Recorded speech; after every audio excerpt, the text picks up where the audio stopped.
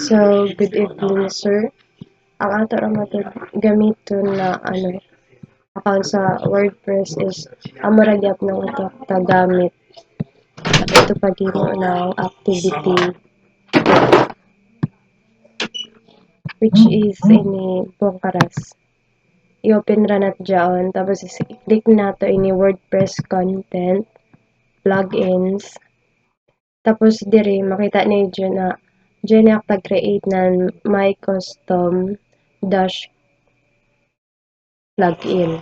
So ato lang i-click, tapos i-click sab nato ini sa pag i-click nato ini ma-direct sila sa dire sa WordPress. Kay na-paste naman natin na imuan naman nato sila. So, diri na sab kita sa sump.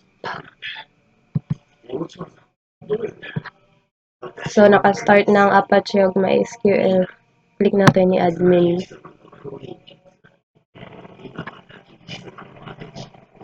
So, amoy niya nga to ngayon sa database Bongkaras ra gyapon. Diri i-search niya nato an ato WordPress to Bongkaras.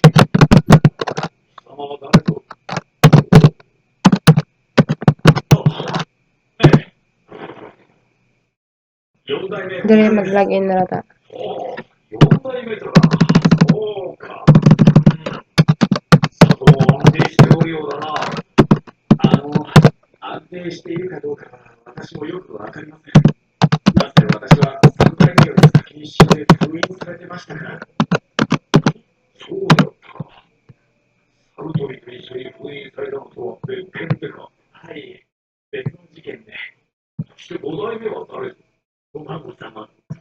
Tapos dito sa plugins.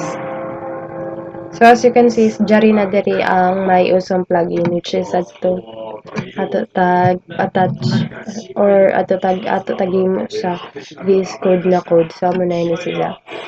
I-activate ra nato sa on. Tapos dito sa page, add page. I-click ra nato ini plus. Tapos short code, type nato ngari ang copyright.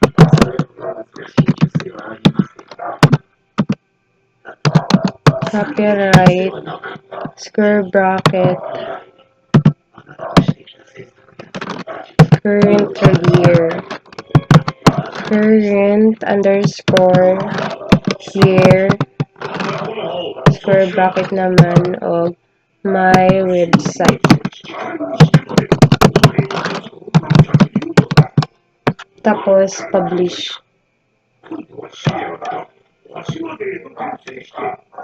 Then view page. So amo na ini siya ang output. Dire is otro-trohan nato ng color. Kung ano at kaganingan na color, pwede rin nato kanan nga rin. So, kasi gusto ko na dire more on into violet. So, i-control S ra nato sa on. Then, balik ta nga to sa WordPress.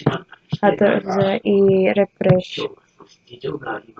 So, ano dyan, may pagka-purple na siya. If gusto pa niyo ng lain, like for example, dari may pagka green.